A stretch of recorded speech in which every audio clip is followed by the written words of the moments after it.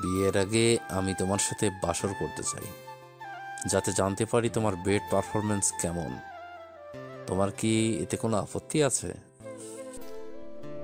নিজের হবু স্বামীর মুখে এমন কথা শুনে চমকে উঠল ধৃতি। ঘৃণায় বুড়ো যুগল আপনা আপনি কুঁচকে এলো, মুখ দিয়ে বের হতে চাইল অশ্রাব্য গালি। তবুও সে নিজেকে সামলে নিয়ে ভদ্রতার সাথে বলল, আমার মনে হয় আপনি আমার সাথে মশকরা করছেন, তাই না? কিন্তু এটা অনেক বাজে মশকরা ছিল। ধৃতির কথা শুনে দাঁত কেলেই হাসলো আরহাম শান্ত। টেবিলে রাখা চাবি ঘোরাতে ঘোরাতে বলল, আমাকে দেখে কি তোমার মনে হয় আমি মজার মুডে আছি? I am serious. এই পর্যায়ে ধৃতি আর নিজের রাগ দমিয়ে রাখতে পারল না। নিজের সামনে রাখা পানি ভর্তি বোতলে থাকা সমস্ত পানি ছুঁড়ে মারল আরহাম শান্তর দিকে।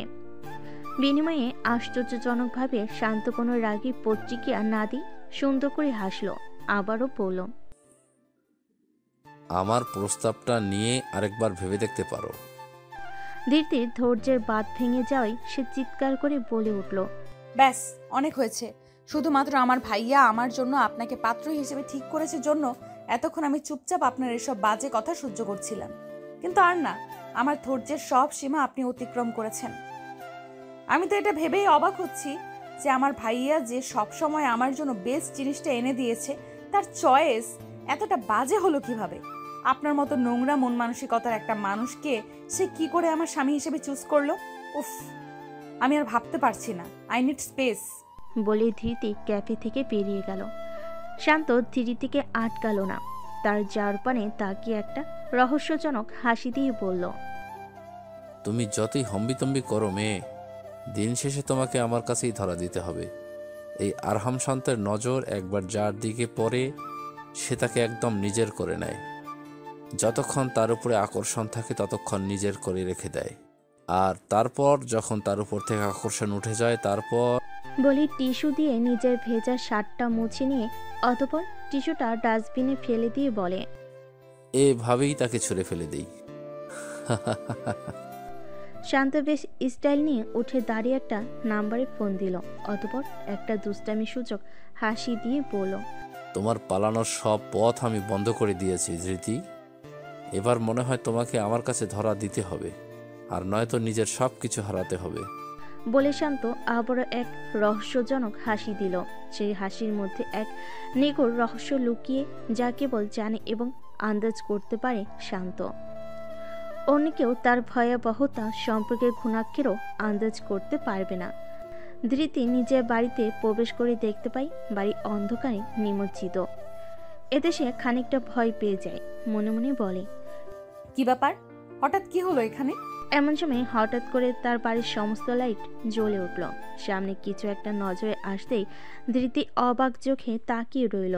তার 8 বছর বয়সী ভাইপো টুটুল দৌড়ে দৌড়ে তার কাছে এসে বলে, হুমনি তুমি এসেছো? জানো ওই লোকগুলো খুব খারাপ। ওরা আমায় অনেকক্ষণ ধরে একটা অন্ধকার ঘরে বন্ধ করে রেখেছে। আব্বুর সাথে আমাকে দেখা করতে দেয়নি। ধৃতি তার সম্মুখে দাঁড়ানো আগন্তুক ব্যক্তিদের উদ্দেশ্যে বলে, কে আপনারা আর কি চাই আপনাদের? কেন এসেছেন এখানে? কালো মুখোশ পরিহিত লোকগুলো একে অপরের দিকে কিছু সময় চাউচাই করে, অতঃপর কোনো প্রতিক্রিয়া দেখায় না। এর মধ্যেই একটা গম্ভীর পুরুষালী স্বর ভেসে আসে, ওরা কিছুই চায় না, যা চাওয়ার আমি চাই, এবং সেটা আমাকে দিতে পারলে কেবল এবং কেবল তুমি। ধৃতি গলার স্বর অবলম্বন করে পিছনের দিকে তাকাতেই হতবাক হয়ে গেল। অস্পষ্ট স্বরে বলল, আপনি? আরহাম শান্ত এগিয়ে আসে ধৃতির দিকে। ধৃতি আরহাম শান্তর কাছে গিয়ে তার শার্টের কলার চেপে ধরে বলে, কি চান আপনি আমার থেকে? তোমার শরীর চাই। ধৃতির পুরো শরীর জ্বলে ওঠে। সে আর নিজেকে সামলাতে পারে না, ঠাস করে থাপ্পড় বসিয়ে দেয় শান্তর গালে। শান্ত তখনও বরাবরের ন্যায় নির্জীব, যেন এসব কিছুর কোনো প্রভাবই পড়ছে না তার উপর। বরং সেই ধৃতিকে নিজের সাথে আষ্টে পৃষ্ঠে জড়িয়ে নিয়ে বলে, আমি চাইলেই তোমাকে জোর করে বেডে নিয়ে যেতে পারতাম, বাট ইউ নো হোয়াট, আমি এসব জোর জবরদস্তির মধ্যে কোনো মজা খুঁজে পাই না। At least I am not a rapist. আমার তো অন্য কিছু চাই, একটা মেয়ে স্বেচ্ছায় তার ইজ্জত আমায় দিয়ে দেবে। ধৃতি চিৎকার করে বলে, আমায় ছেড়ে দে শয়তান। তুই যদি ভেবে থাকিস এইসব করার মাধ্যমে আমায় পাবি তো ভুল ভাবছিস। আমি অন্য মেয়েদের মতো না। জানি তো, you are a unique girl, তাই তো তোমার প্রতি এত নেশাবোধ করছি। কিন্তু কি করব বলো, আমার নজর যার দিকে যায় তার যে এই পরিণতি কাম্য। বলে শান্ত তার লোকেদের কিছু একটা ইশারা করে। কিছুক্ষণ পরে তার প্রজেক্টর স্ক্রিনে এমন একটা ছবি দেখায় যা দেখে রীতিমতো আটকে ওঠে ধৃতি। কারণ সেখানে দেখা যাচ্ছিল ধৃতির ভাইকে কেউ বেধড়ক মারছে আর তার ভাবি সমানে কেঁদে চলেছে। ধৃতি এই দৃশ্য দেখে সহ্য করতে পারে না, চিৎকার করে বলে, ওদের থামতে বলুন, আমি আমার ভাইয়ার এই কষ্ট দেখতে পারছি না। আরহাম শান্ত একটা বিচ্ছিরি হাসি দিয়ে বলল, তাহলে তো তোমাকে নিজের সবকিছু আমায় দেখাতে হবে। ধৃতি বুঝতে পারে শান্ত কোন দিকে ইশারা করছে। তার গলা ধরে আসে। সবকিছু ভুলে সে শান্তর কাছে আকুতি করে বলে, দয়া করে আমার ভাইয়াকে ছেড়ে দিন। এর বিনিময়ে আপনি আমার কাছে যা চাইবেন আমি আপনাকে তাই দিব। শান্ত বিজয়ী হাসি দেয়। এতক্ষণ ধরে সে যেন এটাই চাইছিল, তাই তো বলে, I need your virginity, you have to go bed with me. ধৃতির যেন চোখের সামনে আধার দেখছিল। তার সামনে দাঁড়ানো অতীব সুদর্শন এই সুঠামদেহী পুরুষের মাঝেই যেন এক রাক্ষসকে দেখতে পাচ্ছিল সে। কিন্তু ধীরতিরও যে হাত পা বাঁধা। ছোটবেলায় এক দুর্ঘটনায় মা বাবাকে হারানোর পর এই ভাই তো তাকে বুকে আগলে বড় করেছে। তার ভাইয়ের এই করুণ পরিণতি সে আর সইতে পারবে না। তাই তো নিজের সম্মান ইজ্জত সব কিছু ভুলে গেল সে। শান্তর সামনে নামিয়ে দিল নিজের ওড়না, অতঃপর বুক ফাটা আর্তনাদ করে বলল, আপনি যা চান তাই করুন আমার সাথে, কিন্তু আমার ভাইয়াকে এইভাবে মারবেন না। ও যে মরে যাবে এইভাবে মার খেতে খেতে। এই তো বুদ্ধিমান মেয়ের মতো কথা। বলে শান্ত ধৃতিকে টেনে নিয়ে গিয়ে একটা রুমের বেডে ছুঁড়ে ফেল।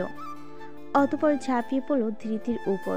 ধৃতির গালে ঘাড়ে পাগলের মতো কামড়াতে লাগলো, নিজের আধিপত্য বিস্তার করতে লাগলো ধৃতির উপর। ধৃতি কোনো বাধা দিল না, চুপচাপ নিজের সতীত্ব বিসর্জন দিতে লাগলো। তার সকল আর্তনাদ চিৎকার হারিয়ে গেল দেওয়ালের ফাঁকে। একসময় যখন শান্ত নিজের চাহিদা মিটিয়ে উঠে গেল তার উপর থেকে, তখন একদম নিস্তেজ হয়ে বিছানায় পড়ে রইল সে, আর চোখ দিয়ে নীরবে অশ্র বিসর্জন করতে লাগলো। আরাম শান্ত একবারও ফিরে তাকালো না তার দিকে, আর যেন ব্যবহৃত এক টিস্যু হিসাবে গণ্য করলো। যেতে যেতে শুধু বলল, তোমার ভাইয়াকে সহি সালামত এখানে পৌঁছে দেওয়া হবে। ধৃতি আশায় রইল তার ভাইয়ের ফেরায়। এই আশাতেই তো আজ নিজের সব থেকে দামি জিনিসটা বিসর্জন দিল সে। ধৃতি এলোমেলোভাবে বসে আছে তার ঘরে মেঝেতে। গতকাল রাত থেকে সে ঠায় বসে আছে এই ঘরে। তার ভাবি অনেকবার এসে দরজায় নক করেছে, কিন্তু ধৃতি দরজা খোলেনি। তার যে আর কাউকে নিজের এই মুখ দেখাতে ইচ্ছে করছে না। ধৃতির আজ ভীষণ করে চিৎকার করে কাঁদতে ইচ্ছে করছে, কিন্তু চোখের জল বুঝি তার সাথে বেইমানি করছে। রাত তখন একটা ছুঁই ছুঁই। ধৃতি ধীর পায়ে উঠে দাঁড়ালো। আত্মহত্যা মহাপাপ, এটা সে জানে। তাই তো জীবনের এত জঘন্য পর্যায়ে এসেও সে সিদ্ধান্ত নিতে পারছে না ধৃতি, বরং আলগোছে দাঁড়িয়ে পড়ে একবার চারিদিকে তাকালো। জানালার দিকে তাকাতেই চোখ পড়ল আধার আমাবস্যার রাত। ধৃতি মেকি হাসলো। তার জীবনও যে আজ এই আমাবস্যায় নেমে এসেছে। ধীরে ধীরে দরজা খুলে বাইরে বেরিয়ে এলো ধৃতি। নিজের ঘর থেকে বেরিয়ে কিছু দূর হেঁটে গিয়ে তারপর তার ভাইয়ের ঘরের সামনে এসে দাঁড়ালো। দরজাটা খোলাই ছিল। ধৃতি আস্তে করে চাপ দিয়ে দরজাটা খুলল। দরজা খুলেই দেখতে পেল তার ভাইয়ের সারা শরীরে ব্যান্ডেজ করা। অনেক কষ্টে ঘুমাচ্ছে বেচা, আর ধৃতির ভাবিরও তার ভাইয়ের শিওরে বসে ঘুমাচ্ছে। ধৃতি মলিন হেসে বলে, তোমরা ভালো থেকো ভাইয়া ভাবি। আমি যে এখন শুধু তোমাদের জীবনে অভিশাপ ছাড়া আর কিছুই নই। একটা নোংরা পাপিষ্ঠদের স্পর্শে আজ আমি অভিশপ্ত। নিজের এই অভিশাপের ভাগীদার যে আমি তোমাদের বানাতে পারবো না, তাই আমি আজ সব কিছু ছেড়ে এই বাড়ি ছেড়ে চলে যাচ্ছি। জানি না এরপর কোথায় যাব, কিন্তু এখানে থাকতেও চাই না আমি। তোমরা ভালো থেকো আর আমাকে খুঁজো না। আমার ছায়াও যেন তোমাদের জীবনে আর না পড়ে, এই প্রার্থনা করি। বলে ধৃতি দরজাটা বন্ধ করে দেয়। অতঃপর বাড়ির মেইন ফটকের দিকে পা বাড়ায়। হাঁটতে হাঁটতে পৌঁছে যায় বাড়ির মেইন ফটকে। বেরিয়ে পড়ে বাড়ি থেকে। বাড়ির বাইরে এসে পিছন ফিরে আরও একবার দেখে নেয় তার আজীবনের স্মৃতি বিজড়িত এই বাড়িটিকে। বড্ড আবেগঘন হয়ে পড়ে ধৃতি, কিন্তু আজ যে আর পিছিয়ে যাওয়ার সুযোগ নেই। তাই তোর ধৃতি পা বাড়ে সামনের দিকে, এক অজানা গন্তব্যের উদ্দেশ্যে। রাত গভীর হয়, আশেপাশের পরিবেশ বেশ শুনছান। মেন রোড দিয়ে মাঝে মধ্যে কয়েকটা গাড়ি শোষ করে এগিয়ে যাচ্ছে। এদিকে ধৃতি একদম খালি হাতে শয়ের সম্বলহীন হয়ে হেঁটে চলেছে অনন্ত যাত্রায়। আশেপাশে কোনো কিছুই খেয়াল করছে না। শারীরিক ও মানসিকভাবে পুরোপুরি বিধ্বস্ত মেয়েটার জীবনে যে আর কোনো চাও পাও বেঁচে নেই। মন সৃষ্টিকর্তার কাছে এখন সে শুধু নিজের মৃত্যুটাই চায়। অন্যমনস্ক হয়ে হাঁটতে হাঁটতে কখন ফুটপাত থেকে মেন রোডে চলে আসে ধৃতি, সেটা সে খেয়ালও করেনি। হঠাৎ করেই একটা গাড়ির সামনে চলে আসে। ধৃতি কিছু বুঝে ওঠার আগেই সে গাড়ির সংঘর্ষে বেঁধে যায়। ধৃতি ছিটকে পড়ে রাস্তায়। এরপর ধীরে ধীরে তার চোখে নেমে আসে আধার। জ্ঞান হারানোর পূর্বে সে আবছা এক পুরুষের অবয় দেখতে পায় নিজের চোখের সামনে। এবার কোনো কিছুই মনে নেই তার, কারণ সে ডুবে যায় অন্ধকারের এক রাজ্যে। বিশাল এক অট্টালিকার সমান বাড়ির ডাইনিং রুমে বসে আছেন এক বৃদ্ধা মহিলা। তার চোখে মুখে চিন্তার ছাপ। বারবার দেওয়ালে টাঙ্গানো বিশাল এক ঘড়িতে সময় দেখছেন এবং নিজের দুশ্চিন্তার মাত্রা বাড়িয়ে চলেছেন। এরই মধ্যে এক মধ্যবয়সী পুরুষ তার সম্মুখে এসে বলল, আপনি এখন ঘুমাতে যান আম্মা, ও ফিরলে আমি আপনাকে জানিয়ে দেব। বৃদ্ধা রক্তিম চোখে তাকিয়ে বলে, আমি তোর কোনো কথা শুনতে চাই না আরিশা। আমার দাদুভাই না ফেরা পর্যন্ত আমি এখান থেকে এক পাও নড়ব না। এর মধ্যে একজন মধ্যবয়সী নারী দৌড়ে এসে বলে, তোমরা কেউ আমার ছেলেটার খোঁজ পেলে? আমার যে খুব চিন্তা হচ্ছে ওর জন্য। না জানি এত রাতে কোন বিপদে ফেসে গেল। আশা পাটোয়ারি বিরক্তি প্রকাশ করে বলেন, তোমার ছেলে কোনো কচি খোকা নয় মালিনী, যে কোনো বিপদে ফেঁসে যাবে। ও যথেষ্ট বড় হয়েছে। এই বয়সে যখন এত বড় একটা বিজনেস এত সুন্দরভাবে পরিচালনা করতে পেরেছে, তখন আমার মনে হয় এত সহজে কোনো বিপদে ফেঁসে যাওয়ার মতো ছেলেও। তুমি আর আম্মা শুধু শুধু চিন্তা করে নিজেদের বিপি হাই করছো, আর কিছু না। তা গুলশানারা বেগম এবার তেতে উঠে বললেন, চুপ করো আরশা, মায়েদের চিন্তা তুমি কি বুঝবে? যদি বুঝতে তাহলে তো হয়েই যেত। সারা জীবন তো তোমার জন্য কম ভোগান্তিতে পড়তে হয়নি আমার। এই শেষ বয়সে এসেও তো শান্তি নেই। আমার দাদু ভাই তো কত দায়িত্ব একটা ছেলে, তাই তো আমার চিন্তাটা আরো বেশি হচ্ছে। নিশ্চয়ই কোনো বিপদে পড়েছে, না হলে এত রাত অব্দি কেউ কিছু না জানিয়ে এইভাবে বাইরে থাকতো না। আমি বলছি এখন থানায় গিয়ে জিডি করো। আমার দাদু ভাইয়ের কিছু হয়ে গেলে কিন্তু আমি কাউকে ছেড়ে কথা বলবো না। সবাইকে গাড় ধাক্কা দিয়ে বাড়ি থেকে বের করে দিব। নিজের মায়ের থেকে এহেন হুমকি পেয়ে নড়চড়ে বসেন আশরাফ পাটোয়ারি। বলে ওঠেন, আপনি কোনো চিন্তা করবেন না আম্মা, আমি দেখছি কি করা যায়। বলে তিনি যেই না বাড়ি থেকে বের হতে যাবেন, এমন সময় তস্ত্র পায়ে বাড়িতে প্রবেশ করে বহুল কাঙ্ক্ষিত ব্যক্তি, নিজের দাদির নয়নের মণি, গোটা শহরের সব থেকে ধনাঢ্য ও চতুর ইয়াং বিজনেসম্যান আরশাদ পাটোয়ারি, যে মাত্র 28 বছর বয়সে নিজের পারিবারিক ব্যবসায়িক প্রতিষ্ঠান পাটোয়ারি বিজনেস লিমিটেড কে অনন্য উচ্চতায় নিয়ে গেছেন নিজের অনন্য দক্ষতার মাধ্যমে। শুধু তাই নয়, রূপের দিক দিয়েও বড় বড় নায়ক এবং সুপারস্টারদের টেক্কা দেবে সে। 6 ফুট উচ্চতা বিশিষ্ট ধবধবে ফর্সা 6 প্যাক বডিওয়ালা বলিষ্ঠ দেহি এই পুরুষকে একবার দেখতে প্রেমে পড়ে যাবে যে কেউ। তাই তো এই গোটা ঢাকা শহরের হার্টথ্রোব সে। আরশাদকে দেখা মাত্রই যেন স্বস্তির নিঃশ্বাস ফেলেন আশরাফ পাটোয়ারি। নিজের মায়ের উদ্দেশ্যে বলেন, এই তো এসে গেছে তোমার গুণধর নাতি, তোমাকে আর ওকে চিন্তা করতে হবে না। নিজের নাতির ফেরার কথা শুনি উঠে দাঁড়ান গুলশানারা বেগম। লাঠিতে ভর দিয়ে হাঁটতে হাঁটতে আরশাদের মুখোমুখি দাঁড়িয়ে বললেন, তুমি এসেছো দাদু ভাই? সারা রাত কোথায় ছিলে? তোমার চিন্তায় আমি দু চোখের পাতা এক করতে পারিনি। জানো কত চিন্তা হচ্ছিল? তোমাকে তো ফোনে পাওয়াই যাচ্ছিল না। এতক্ষণে তোমার দেখার পর স্বস্তি পেলাম।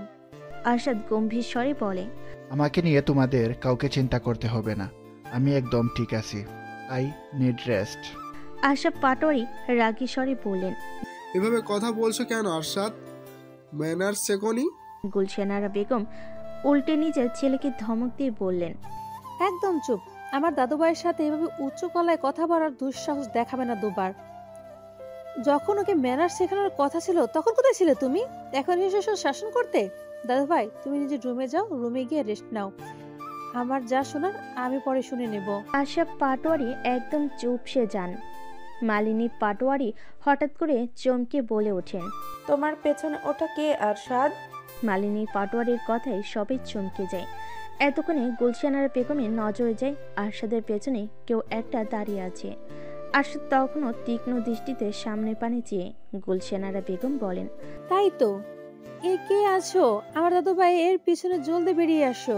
তার ধমকে চোটে ধীরে ধীরে আড়ষ্টতার সাথে আরশাদের পেছন থেকে বেরিয়ে আসে একটি মেয়ে, যার মাথায় ব্যান্ডেজ করা। গুলশানারা বেগম থতমত খেয়ে যায়, জিজ্ঞেস করে, এই মেয়ে, কে তুমি? আর দাদু ভাইয়ের সাথে কি করছো? মেয়েটি কিচ্ছু না বলে চুপচাপ দাঁড়িয়েছিল, তার চোখে মুখে ভয়। আশাদ হঠাৎ করেই মেয়েটির হাত শক্ত করে ধরে বলে, ওকে, কোথা থেকে এসেছে এই কৈফিয়ত আমি কাউকে দেব না। এখন থেকে ও এই বাড়িতেই থাকবে এবং এটাই আমার শেষ কথা। মেয়েটি এবার অবাক চোখে নিজের সামনে দাঁড়ানো সুদর্শন পুরুষের দিকে তাকায়। তার মনে খেলে যাচ্ছে নানা প্রশ্ন। সে অস্পষ্ট স্বরে বলে, আমার নাম ধৃতি। ধৃতি নিজের নামটা বলে চুপচাপ দাঁড়িয়ে রইল। এমন সময় তার সামনে দাঁড়ানো শক্তপোক্ত পুরুষটা রাগী গলায় চিৎকার করে বলল, এই মেয়ে, তোমায় আমি বলছি কাউকে কৈফিয়ত দিতে, তাহলে কেন দিলে? এত হুঙ্কারে বেচারা ধৃতি চমকে ওঠে, মাথা নিচু করে দাঁড়িয়ে বলে। দুঃখিত, আসলে আমি। গুলশানারা বেগম বলেন, কেন দাদু ভাই? আমার তো মেয়েটার পরিচয় জানতে চাচ্ছি। আশাদ চিরায়ত স্বভাবে নিজের গাম্ভীর্য বজায় রেখে বলিষ্ঠ কণ্ঠে বলল, যখন বলেছি ও কাউকে কৈফিয়ত দেবে না, তার মানে ও কাউকে কৈফিয়ত দিবে না। এটাই আমার শেষ কথা। আশরাফ পাটোয়ারি বলে উঠলেন, তুমি বললেই তো আর হলো না আরশাদ? এইভাবে বলা নেই কোয়া নেই হুট করে একটা চালচুলোহীন মেয়েকে বাড়িতে এনে তুললে, আবার এখন বলছো তাকে এখানে আশ্রয় দেবে? তা বলি, বাড়িটা কি সরাইখানা পেয়েছো নাকি তুমি? আশাদ কোনো কিছু না বলে রক্তিম চোখে চেয়ে রয়। অবস্থা বেগতিক দেখে গুলশানার বেগম বলেন, তুমি চুপ করো আরশাদ। আমার দাদু ভাই যখন কোনো সিদ্ধান্ত নিয়েছে তখন ভেবেচিন্তে নিয়েছে। দাদু ভাই যখন বলছে এই মেয়ে বাড়িতে থাকবে, তার মানে এই মেয়ে বাড়িতে থাকবে। এই নিয়ে আমি কোনো কথা শুনতে চাই না। বোমা, তুমি এই মেয়েটাকে নিয়ে স্টোর রুমটা দেখিয়ে দিয়ে এসো, মনে হয় সেখানেই থাকবে। মালিনী পাটোয়ারি বলেন, কিন্তু আম্মা, স্টোর রুমটা তো অনেক ময়লা, ওখানে কিভাবে থাকবে? তোমাকে যেটা বলছি সেটাই করো। প্রয়োজন এই মেয়েকে নিজের থাকার জায়গাটা পরিষ্কার করে নিবে। কি মেয়ে, পারবে না? ধৃতি মাথা দুলিয়ে বোঝায় সে পারবে। গুলশানারা বেগম এবার তার নাতিকে জিজ্ঞেস করেন, তোমার আর এতে কোনো আপত্তি নেই তো? আরশাদ এই প্রসঙ্গ পুরোপুরি এড়িয়ে গিয়ে বলে, আমার মাথাটা ভীষণ ধরেছে। I need some refreshment. আমি নিজের রুমে যাচ্ছি। আমার রুমে ব্ল্যাক কফি পাঠিয়ে দিও। বলে সে গটগট পায়ে হেঁটে পা বাড়িয়ে সামনের পানে পেছনে রেখে যায় ধৃতিকে। ধৃতি একটা দীর্ঘশ্বাস ফেলে। মালিনী তাকে উদ্দেশ্য করে বলে, এই মেয়ে, তুমি আমার সাথে এসো, তোমাকে আমি স্টোর রুমটা দেখিয়ে দিচ্ছি। ধৃতি হালকা মাথা নাড়িয়ে মালিনী পাটোয়ারির সাথে সাথে যেতে থাকেন। তারা যেতে আশরাফ পাটোয়ারি নিজের মায়ের উদ্দেশ্যে বললেন, এটা ঠিক হলো আম্মা? আরশাদ বলল আর আপনি এভাবে কোনো যাচাই বাছাই ছাড়াই একটা মেয়েকে এই বাড়িতে ঠাঁই দিয়ে দিলেন? এত সহজে কি মেয়েটাকে বিশ্বাস করা যায়? ঠিক হলো? যদি এই মেয়ে কোনো স্পাইর হয়ে থাকুন, যদি কোনো খারাপ মতলব নিয়ে আমাদের বাড়িতে আসে? গুলশানার বেগম লাঠিতে ভর দিয়ে শক্ত হয়ে দাঁড়িয়ে বলেন, আমাকে এত কাঁচা খেলোয়াড় ভেবো না আশরাফ। তুমি কি ভেবছো এই মেয়ের ব্যাপারে আমি কোনো খোঁজ খবর নেব না? আগামী 24 ঘন্টার মধ্যে ওর সব বায়োডাটা আমি জোগাড় করে ফেলবো। তাছাড়া সন্দেহজনক কিছু পেলে সেই অনুযায়ী ব্যবস্থা নেব। আপাতত দুবাইকে শান্ত করার জন্য কিছু বললাম না। দেখেন, যা ভালো মনে করেন। আমি তো আর বুঝতে পারি না আপনি আপনার নাতিকে এত অন্ধের মতো সাপোর্ট কেন করেন। ও যা বলবে তাই মেনে নিতে হবে। এটা যদি তুমি বুঝতে, তাহলে তো হয়েই যেত আরশাদ। দাদুভাই হলো আমার সোনার ডিম পাড়া হাঁস। তোমার মতো কাঁচা খেলোয়াড় নয়ও। তোমার উপর দায়িত্ব দিলে তো আজ আমার বিজনেসের 12টা বেজে যেত। সেখানে দেখো আমার দাদু ভাই বিজনেসটাকে কি সুন্দর করে দাঁড় করিয়েছে। তো আমি আর মূল্যায়ন করব না তো কি তোমার মতো মাকাল ফলের মূল্যায়ন করব? জীবনে কি দিয়েছো আমায়, সেটা জীবন তো শুধু ভোগান্তি দিয়ে গেলে। নিজের মায়ের এমন কাট কাট কথাই চুপসে যায় আশরাফ পাটোয়ারি। অপমানে তার মাথা হেট হয়ে যায়। তবে তিনি এখন কিছু না বললেও সব অপমান মনে রাখছেন। সময় হলে ঠিকই সব অপমানের দাঁত ভাঙা জবাব দেবার অপেক্ষায় আছেন। মালিনী পাটোয়ারি ধৃতিকে নিয়ে যেতে যেতে বলেন, তোমার নামটা এত কঠিন কেন গো মেয়ে? আমি তো উচ্চারণই করতে পারছি না। ধৃতি মুচকি হেসে বলে, আপনি চাইলে আমাকে কোনো সহজ নামেও ডাকতে পারেন, যেই ডাকটা আপনার কাছে সহজ হবে। মালিনী পাটোয়ারি কিছুক্ষণ ভেবে বলেন, কি নামে ডাকা যায় তোমায়? মালিনী পাটোয়ারি ধৃতিকে ভালো করে পর্যবেক্ষণ করে বলেন, মাশাল্লাহ, একদম ফুলের মতো নিষ্পাপ তুমি। তোমাকে বরং আমি ফুল বলেই ডাকি, কি বলো? ধৃতির হাসিমুখে হঠাৎ আধার নেমে আসে। মনে পড়ে যায় অতীতের কিছু ভয়াবহ স্মৃতি। সে আর কিছু বলতে পারে না। এদিকে ধৃতিকে চুপ দেখে মালিনী পাটোয়ারি বলেন, এই মেয়ে, কিছু বলছো না কেন? নামটা কি পছন্দ হয়নি? ধৃতি তার ভাবনা থেকে বেরিয়ে সামান্য হেসে বলে, পছন্দ হবে না কেন? খুব পছন্দ হয়েছে। আপনি আমায় ফুল বলেই ডাকিয়েন। মালিনী পাটোয়ারি স্বস্তির নিঃশ্বাস ফেলে বলেন, বেশ, তোমাকে তাহলে আজ থেকে ফুল বলেই ডাকবো। তা একটা প্রশ্ন করব তোমায়। জি করুন। তোমার সাথে আমার ছেলের দেখা হলো কিভাবে? ধৃতি মালিনী পাটোয়ারির সাথে কথা বলেই বুঝতে পেরেছেন ইনি বেশ মাটির মানুষ। মনে কোনো প্যাচগোছ নেই, তাই তো নির্দ্বিধায় পড়ল। আসলে আপনার ছেলের গাড়ির সাথে আমার অ্যাক্সিডেন্ট হয়েছিল, আর তারপর মালিনী পাটোয়ারি খানিকটা ভয় পেয়ে আটকে উঠে বলে, কে কি অ্যাক্সিডেন্ট? এর জন্যই তোমার মাথায় ব্যান্ডেজ? কি করে হলো বলো তো? আসলে দোষটা আমারই। আমি আপনার ছেলের গাড়ির সামনে এসে পড়েছিলাম। একটু দেখে শুনে চলাফেরা করবে তো, যদি কোনো বড় বিপদ হয়ে যেত। তো যাই হোক, আরশাদ হঠাৎ তোমায় এখানে কেন নিয়ে এলো? তোমার বাড়ির লোককে খবর দাওনি? দিদির এবার মনে পড়েছে তার জ্ঞান ফেরার পরবর্তী মুহূর্তটা, যখন আরশাদ তার সাথে দেখা করতে এসেছিল। তাকে বিশাল বড় ধমক দিয়েছিল এভাবে তার গাড়ির সামনে চলে আসার জন্য। ধৃতি সব গালমন্দ চুপচাপ হজম করেছে, কারণ দোষ তারই ছিল। এরপর যখন আরশাদ তার পরিবার সম্পর্কে জানতে চেয়েছিল, তখন ধৃতি উত্তর দিয়েছিল তার পরিবার বলতে কেউ নেই, সে এই দুনিয়ায় একদম একা। তখনই আরশাদ কিছু না বলে কেবিন থেকে বেরিয়ে গিয়েছিল। এরপর ধৃতির রিলিজের টাইম আসতেই আরশাদ ধৃতিকে কিছু বলার সুযোগ না দিয়েই এক প্রকার জোরপূর্বক নিজের সাথে করে নিয়ে আসে এবং বলে, যতক্ষণ পর্যন্ত না তুমি সম্পূর্ণভাবে সুস্থ হচ্ছ ততক্ষণ তোমাকে আমার জিম্মাতেই থাকতে হবে। আফটার অল এখন তুমি আমার রেসপন্সিবিলিটি। দুর্ঘটনা হোক আর যাই হোক, আমার মধ্যেই তোমার ক্ষতি হয়েছে। এসব কথাই ভাবছিল ধৃতি। এমন সময় মালিনী বেগম বলেন, এই তো এসে গেছি স্টোর রুমে। এই যে দেখতে পারছো কালো দরজাটা, ওইটা স্টোর রুম। কিন্তু এটা তো অনেক দিন থেকে ময়লার স্তূপ জমে আছে। তুমি এখানে কিভাবে থাকবে? ধৃতি কিছু বলতে যাবে, তার আগে সেখানে চলে আসলো পাটোয়ারি বাড়ির হেল্পিং হ্যান্ড কুলসুম। কুলসুমকে দেখে মালিনী পাটোয়ারি অবাক স্বরে বলেন, রে, তুই এখানে কি করছিস? কুলসুম পান চিবোতে চিবোতে বলল, ছোট সাহেবই তো আমাকে এখানে পাঠালেন, কইলেন ঘর ছাড়ু দিতে, তবেই তো আইলাম। আচ্ছা যা, তুই ঘরটা ঝাড়ু দে। ভালোই তো, এই অসুস্থ শরীর নিয়ে তো ফুল কিছু করতেও পারতো না। নিজের জন্য সবার এমন চিন্তা দেখে অবাক হয় ধৃতি।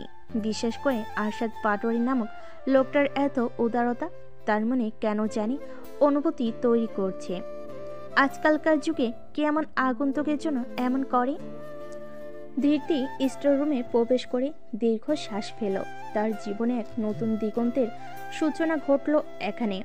সে মনে করল আরহাম শান্ত নামক নরপিশাচটার সাথে বাজে তিক্ত স্মৃতি, এবং অন্যদিকে আরশাদ নামক রাগী তবে উদার মানুষটার সাথে দেখা হবার পরের ঘটনা। এসব ঘটনা কি তার জীবনের বড় কোনো পরিবর্তনের ইঙ্গিত দিচ্ছে? এই প্রশ্নে নিজেকে করে কোনো উত্তর পায় না সে। এর মধ্যে মালিনী পাটোয়ারি ধৃতির উদ্দেশ্যে বলে, তোমার কি খিদে পেয়েছে ফুল? কিছু কি খাবে তুমি? ধৃতি হালকা হেসে বলে, না আন্টি, আমি কিছু খাবো না। মালিনী পাটোয়ারি মুখটা বেজার করে বলেন, সে কি কথা? কাল রাত থেকে তো মনে হয় না খেয়ে আছো, মুখটাও তো কেমন শুকিয়ে গেছে, আবার বলছো কিছু খাবে না? ধৃতি কি উত্তর দিবে ভেবে পায় না। মালিনী পাটোয়ারি বলেন, কোনো চিন্তা করো না, তুমি এখানেই থাকো, আমি দেখি ফ্রিজে যদি কোনো খাবার পাই তো গরম করে নিয়ে আসছি। বলে মালিনী বেগম প্রস্থান করেন। অতঃপর রান্নাঘরে এসে ফ্রিজে গতকালের কিছু খাবার দেখতে পান এবং সেটাই গরম করে নেন। খাবারগুলো নিয়ে দিদির কক্ষের দিকে এগিয়ে গিয়ে হঠাৎ আশরাফ পাটোয়ারির মুখোমুখি হন। নিজের স্বামীকে বেশ খানিকটা ভয় পান মালিনী পাটোয়ারি। তাই তো আশরাফ পাটোয়ারিকে দেখে তার হাত পা কাঁপতে শুরু করে। আশরাফ পাটোয়ারি বলেন, এই খাবার কার জন্য নিয়ে যাচ্ছ? ফুলের জন্য। ফুল? আরশাদ যেই মেয়েটাকে নিয়ে এসেছে। যত সব ঢং! কোথাকার কোন মেয়ে তুলে এনেছে তোমার ছেলে, এখন তাকে নিয়ে তোমার এসব আদিক্ষেতা শুরু হয়েছে। এই বাড়িতে গিয়ে একটা বাইরের মেয়ে যার সম্মান পাচ্ছে, আর আমরাও নিজেরাও ছেলেও। বলতে গিয়ে থেমে যান আশরাফ পাটোয়ারি। বুঝতে পারেন ভুল সময়ে মুখ দিয়ে ভুল কথা বেরিয়ে গেছে। মালিনী পাটোয়ারি বুঝতে পারেন তার স্বামী ঠিক কি বলতে চেয়েছে। তার বুক হাহাকার করে ওঠে। সারাটা জীবন তো স্বামীর ভালোবাসা পায়নি, এর শেষ বয়সে স্বামীর সান্নিধ্য পেয়েছে, তাও সম্পূর্ণরূপে নয়। তার স্বামী আজও তার অন্য স্ত্রী এবং তার সন্তানকেই তার এবং আশরাদের থেকেও বেশি গুরুত্ব দেয়। যদিও এতে মালিনী পাটোয়ারির এখন আর তেমন কিছু যায় আসে না, কিন্তু মনের মাঝে এক লুকানো ব্যথা থেকেই যায়। মালিনী পাটোয়ারি আর কোনো কথা না বলে সামনের দিকে এগিয়ে যেতে থাকেন। এদিকে আশরাফ পাটোয়ারি বিড়বিড় করে বলেন, যতদিন আম্মা বেঁচে আছেন ততদিন আমি হয়তো নিজের ছেলেকে এই বাড়ি আসতে পারবো না, কিন্তু একদিন না একদিন আমি ওকে বাড়িতে নিয়ে আসবই, এটাই আমার প্রতিজ্ঞা। পৃথিবীর বুকে এক নতুন দিনের আগমন। ধৃতির জীবনের অন্ধকার কি মিটবে এই আগমনী প্রভাতে? হয়তো না। ধৃতি সকাল সকাল ঘুম থেকে উঠে বাইরে এলো। বাইরে এসে দেখলো গোটা বাড়ি প্রায় ফাঁকা, শুধু কুসুম এক হাতে রান্না করছে। ধৃতি এই দৃশ্য দেখে আবারও নিজের রুমের দরজা লাগাতে যাবে, এমন সময় তার সামনে এসে দাঁড়ালো এক সুদর্শন ছায়ামূর্তি। ধৃতির মুখ দিয়ে আপনা আপনি বের হয়ে গেল, মিস্টার আরশাদ। আরশাদ গম্ভীর স্বরে ধৃতিকে বলল, আজ দুপুরে তুমি আমার সাথে বের হবে, আর এই নিয়ে আমি আর কোনো কথা শুনবো না। দুপুর 12টার মধ্যে যেন তোমাকে একদম পরিপাটি হয়ে রেডি হয়ে থাকতে দেখি। দ্বিতীয়বার যেন এই নিয়ে আর কোনো কথা বলা না লাগে। বলে সে স্বভাব সুলভ ভঙ্গিতে হেঁটে চলে যায়। দিতি আরশাদের চলে যাওয়ার দিকে তাকিয়ে থাকে অবাক চোখে। এ লোকটা এত অদ্ভুত অদ্ভুত কাণ্ড ঘটায় যে কিছু বোঝা যায় না। দুপুরবেলা আরশাদ স্টোররুমের বাইরে দাঁড়িয়ে আছে দিতির অপেক্ষায়। বারবার ঘড়িতে সময় দেখছে। 12টা বেজে 5 মিনিট বেরিয়ে গেছে, কিন্তু এখনো ধৃতির বেরোনোর কোনো কথা নেই। আরশাদের অতিরিক্ত মাত্রা ততক্ষণে আরো বাড়ল। সে ভাবলো এখন দরজায় নক করবে। এমন সময় হঠাৎ করে ধৃতি নিচে দরজা খুলে বের হলো। আরশাদের রক্তিম চোখে তার দিকে তাকিয়ে ধৃতি জিভ দিয়ে গলা ভিজিয়ে বলল, সরি, একটু লেট। আরশাদ জোরে একটা ধমক দিয়ে বলল, একটু লেট? পাক্কা 5 মিনিট লেট।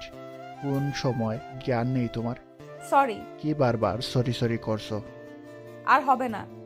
আর হওয়ার চান্স দেব না। আমার এত বাজে সময় নেই যে তোমার পেছনে নষ্ট করব। আজ নেহাতেই কিছু জরুরি দরকার ছিল, তাই। না হলে যাই হোক, তুমি আর সময় নষ্ট না করে আমার সাথে চলো। কিন্তু আমরা কোথায় যাব? আরশাদ আবারও গর্জে উঠে বলল, তোমাকে একবার বলছি না কাউকে কৈফিয়ত দিতে আমি পছন্দ করি না, তবুও কেন বারবার প্রশ্ন করছো? Sorry. No sorry, keep quiet এবং ফলো মি। ধৃতি একদম চুপ হয়ে আরশাদের পিছু পিছু যেতে থাকে। এমন সময় আশরাফ পাটোয়ারির নজরে এসে যায় দুজনে। তিনি এগিয়ে এসে বলেন, এই মেয়েটাকে নিয়ে তুমি কোথায় যাচ্ছ আরশাদ? আরশাদ বরাবর মতো গম্ভীর মুখশ্রী করে তাকিয়ে আছে। যা বুঝিয়ে দিচ্ছে সে কাউকে কোনো কৈফিয়ত দেবার মুখাপেক্ষী নয়। আশরাফ পাটোয়ারির সামনে থেকে ধীতির হাতটা শক্ত করে ধরে বাইরে বেরিয়ে এলো আরশাদ। আশরাফ পাটোয়ারি রাগী চোখে তাকিয়ে রইলেন, বললেন, দিন দিন এই ছেলে বেয়াদবি মাত্রা ছাড়িয়ে যাচ্ছে। এবার আমারই কিছু করতে হবে, না হলে কখনোই একে নিজের কবজায় আনতে পারবো না। ধৃতিকে নিয়ে বসুন্ধরা শপিং কমপ্লেক্সের সামনে গাড়ি থামালো আরশাদ। ধৃতি অবাক হয়ে বলল, আমরা এখানে কেন এসেছি? গান গাইতে এসেছি। কিন্তু এটা তো শপিং মল। তো জানোই যখন শপিং মল, তাহলে আবার জিজ্ঞেস করছো কেন? শপিং মলে মানুষ কি করতে আসে জানো না? গোবেট কোথাকার।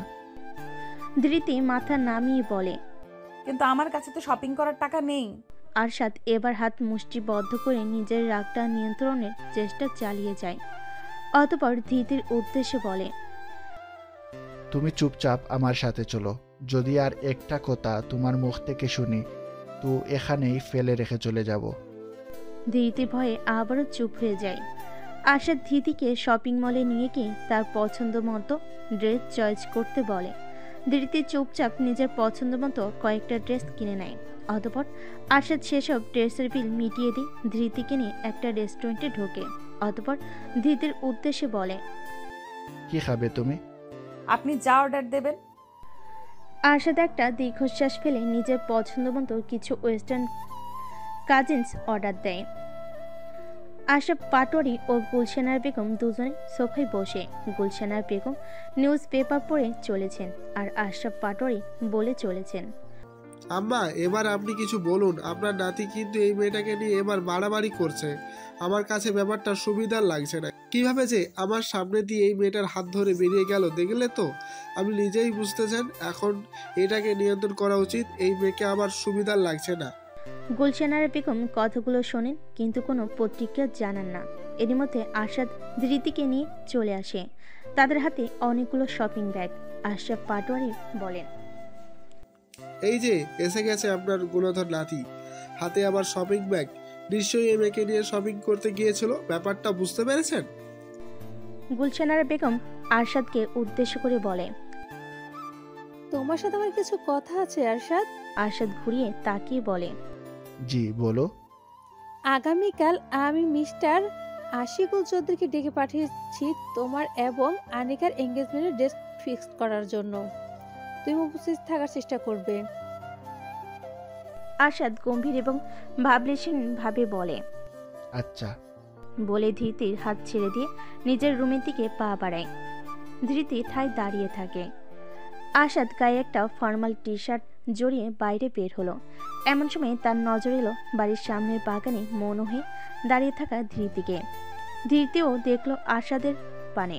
বেশিক্ষণ তাকালো না, সাথে সাথে চোখ সরিয়ে নিল। তার জীবনের দ্বন্দ্বগুলো তাকে ভেতর থেকে একদম চুরমার করে দিয়েছে। জীবনে তো আর বাঁচার ইচ্ছেটাও নেই। তবুও সৃষ্টিকর্তার ভরসায় বেঁচে আছে ধৃতি। তার বিশ্বাস একদিন সৃষ্টিকর্তা তার জীবনে সুখ নিয়ে আসবে, আর সেই সুখের সূচনায় ঘটবে আরহাম শান্তর জীবনের ধ্বংস দিয়ে।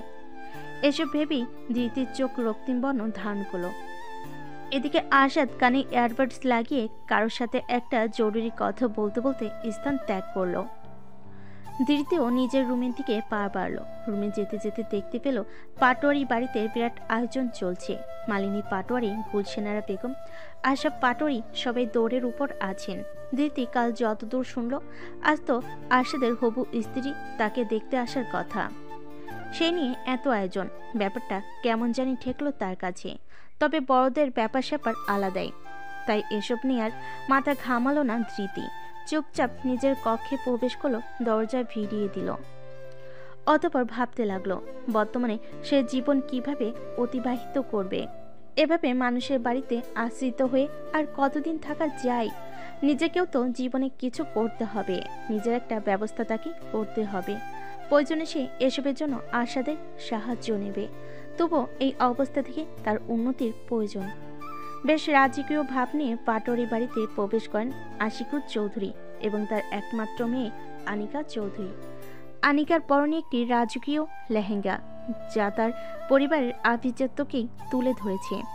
আনিকা সেই লেহেঙ্গা ধরে অনেক কষ্ট করে হাঁটছে। আশিকুর চৌধুরী এসে আশরাফ পাটোয়ারির সাথে হাত মিলালেন। আশরাফ পাটোয়ারি হাসি মুখে বললেন, এখন আসতে কেন, অসুবিধা হয়নি তো?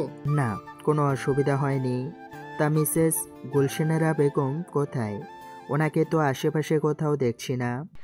এমন সময় গুলশানার বেগম লাঠিতে ভর দিয়ে ধীরে ধীরে এসে বললেন, আমাকে স্মরণ করেছিলে, আমি এসে গেছি। আনিকা তো গুলশানা বেগমকে দেখা মাত্রই জড়িয়ে ধরে বলে, তুমি কেমন আছো গ্র্যানি? কতদিন পর তোমায় দেখলাম। আমি ভালো আছি। আনিকা দিদি ভাই, তুমি কেমন আছো? আমিও ভালো আছি। আচ্ছা, আমার কেমন লাগছে? হার্সদের পছন্দ হবে তো?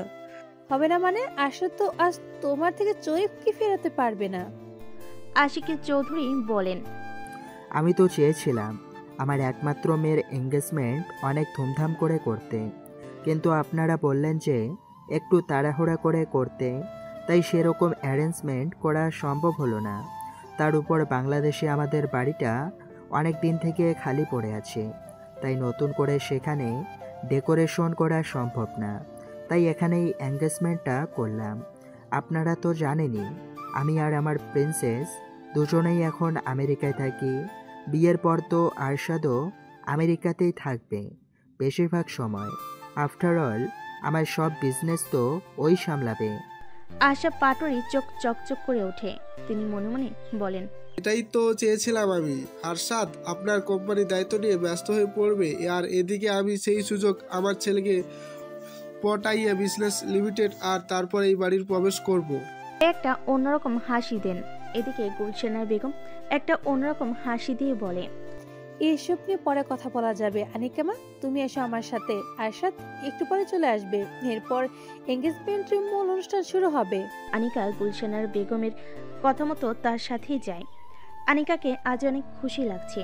আশিকুর চৌধুরী আশরাফ পাটোয়ারির উদ্দেশ্যে বলেন, জানেনই তো আমার এই মেয়েটাই সব। সেই 10 বছর আগে আমার স্ত্রীর সাথে আমার ডিভোর্স হয়ে যায়, তারপর থেকে ওকে নিয়েই আমার জীবন। ওর মুখে এই হাসিটা দেখার জন্য আমি সব করতে পারি। এজন্যই তো আপনার ছেলে আশিকুরের সাথে ওর বিয়ে ঠিক করলাম, কারণ আমার মেয়ের ওকে পছন্দ। না হলে হাতের কাছে আরও কত ভালো অপশন ছিল। আমেরিকার কত ধন্যাঢ্য বিলিয়নিয়ার বিজনেসম্যানরাও তো ওকে বিয়ে করার জন্য এক পায়ে খাড়া ছিল। আশরাফ পাটোয়ারি বলেন, এটা তো আমি জানি না, আপনার চৌধুরী এন্টারপ্রাইজের কাছে তো আমার কিছু না, তবুও যে আপনার সাথে আত্মীয়তা করার সুযোগ হয়েছে আমাদের কাছে এটাই অনেক। এর মধ্যে বাড়িতে আগমন ঘটে আরশাদের। আরশাদ এসেই বাড়িতে এত আনুষ্ঠানিকতা দেখে অবাক হয়ে যায়। আবার অনেক গেস্টও তো উপস্থিত, কিন্তু সে তো জানতো আজ এমনি আনিকা আর তার বাবা আসবে এঙ্গেজমেন্টের ডেট ফিক্সড করতে। তাহলে তো আয়োজন কেন? এই প্রশ্ন আরশাদের মাথার মাঝেই ঘুরতে থাকে, কিন্তু সে উত্তর খুঁজে পায় না। কোন সময় তার মা মালিনী পাটোয়ারিকে দেখতে পেয়ে সে বলে, মা, এখানে কিসের আয়োজন চলছে? আবার তোর এঙ্গেজমেন্টে? আমার এঙ্গেজমেন্ট মানে? কিন্তু এটা তো কথা ছিল না দাদি। এখানে অনেক গেস্ট এসেছে দাদু ভাই, তাই আশা করি কোনো সিক্রেট করবে না। বোঝার চেষ্টা করো, এই এঙ্গেজমেন্টটা হওয়া আমাদের কোম্পানির জন্য গুরুত্বপূর্ণ। তাছাড়া আজ না হয় এটা তো কাল হওয়ারই কথা ছিল, তাই আজ হলে বা কি সমস্যা? আরশাদ আর কিছু বলতে যাবে, এমন সময় আনিকা এসে তার হাত টেনে ধরে। চলো আমরা কাপল ডান্স করি বলে আরশাদকে স্টেজের মধ্যে নিয়ে গিয়ে বলে, ডিজে মিউজিক প্লিজ। গানের তালে তালে আনিকা একাই নেচে যায়। এদিকে আরশাদের দৃষ্টি কিছুটা দূরে জড়সড় হয়ে দাঁড়ানো ধীরতির দিকে। সে ভাবলেশীনভাবে পুরো অনুষ্ঠান পর্যবেক্ষণ করছে। আরশাদ চেয়েছিল ধীরতির পানে। এদিকে ধীরতির দৃষ্টি পাটোয়ারি বাড়ির আরম্ভপূর্ণ আলোকসজ্জায়। আশরাফ পাটোয়ারি আরশাদের উদ্দেশ্যে বলেন, আনিকা কত সুন্দর নাচছে, তুমি ওর সঙ্গে দাও। আরশাদ ধীরতির থেকে চোখ ফিরে গম্ভীর স্বরে বলল, আমি ডান্স করতে ইন্টারেস্ট নই। আনিকা এতে কিছুটা অপমানিত বোধ করল, কিন্তু কোনো কড়া প্রতিক্রিয়া দেখালো না। গুলশানার বেগম পরিস্থিতি স্বাভাবিক করার জন্য বললেন, এসব নাচ গান পরেও করা যাবে। আমার দাদুভাই কত ঝড় ঝাড়ির সামনে এলো, ওকে একটু সময় দাও তোমরা। তো যাই হোক, আপাতত আমরা এঙ্গেজমেন্ট মূল অনুষ্ঠানকে তো শুরু করি, তারপর না হয় অন্য কিছু ভাবা যাবে। আশিকুর চৌধুরী গুলশানারা বেগমের সাথে সহমত প্রকাশ করে বললেন, একদম ঠিক বলেছেন আপনি। এখন আপাতত এঙ্গেজমেন্টটা সেরে রাখা যাক, তারপর বাকি অনুষ্ঠানের জন্য তো সারাটা দিন পড়ে আছে। গুলশানার বেগম আশাদের কাছে এসে তার কানে ফিসফিস করে বলে, আশা করি তুমি কোনো সিক্রেট করবে না দাদু ভাই। আর তুমিও জানো আমাদের বিজনেসে এগিয়ে নিয়ে যাওয়ার জন্য এই বিয়েটা হওয়াটা ঠিক কতটা দরকার। তুমি একজন খাঁটি বিজনেসম্যান, তাই আশা করি তোমার সিদ্ধান্ত আমি হতাশ হব না। সবার নজর তোমাদের এই এঙ্গেজমেন্ট ঘিরে, তাই আমি সব দিক বিবেচনা করে সঠিক সিদ্ধান্ত নেই। এই নাও, তোমার হাতে এই রিংটা ধরিয়ে দিয়ে গেল। এরপর বাকিটা তোমার উপর। আমি জানি তোমার উপর জোর করে কিছু চাপাতে চাইলে তুমি সেটা মানতে চাইবে না, তবে এখানে ব্যাপারটা সম্পূর্ণ আলাদা। তুমি বিবেক দিয়ে চিন্তা করে ঠিক সিদ্ধান্ত নিয়ে নেবে। বলে তিনি দূরে সরে আসেন। আশাদ তখনও গম্ভীর মুখে সেখানে দাঁড়িয়ে আছে, এক চুলও নড়ছে না। গুলশানা বেগম এবার খানিকটা ভয় পেয়ে গেলেন। তাহলে কি তার পরিকল্পনা সফল হবে না? কিন্তু তাহলে যে সেটা তার এবং পাটোয়ারি এন্টারপ্রাইজের জন্য ভালো কিছু বই আনবে না। আশাদকে দেখে মনে হচ্ছিল না সে সিদ্ধান্তহীনতায় ভুগছে, বরং তাকে দেখে মনে হচ্ছিল সে যেন সিদ্ধান্ত নিয়েছে মনে মনে, যে সিদ্ধান্তেই অটল আছে। কিন্তু সিদ্ধান্তটা ঠিক কি, এটাই এখন সব থেকে বড় প্রশ্ন। আরশাদ চোয়াল শক্ত করে সামনের দিকে এগোতে থাকে। তার ভাবভঙ্গি দেখে গুলশানারা বেগম ভয় পেয়ে যান। তাহলে কি তার পরিকল্পনা ব্যর্থ হলো? আরশাদ কি তাহলে এবার তার স্বভাব সুলভভাবেই ইচ্ছার বিরুদ্ধে হওয়া এই এঙ্গেজমেন্টটা ভেঙে ফেলবে? তার বেশ ভয় জাগলো মনে, ঘাম ছুটতে লাগলো বেলাগামহীন ভাবে। তবে তাকে অবাক করে দিয়ে আরশাদ আনিকার সামনে গেল। অতঃপর আনিকাকে ইশারা করলো হাত বাড়িয়ে দেওয়ার জন্য। আনিকা যেন এই মুহূর্তের জন্যই অপেক্ষা করছিল। খুশি মনে নিজের হাত বাড়িয়ে দিল আরশাদের দিকে।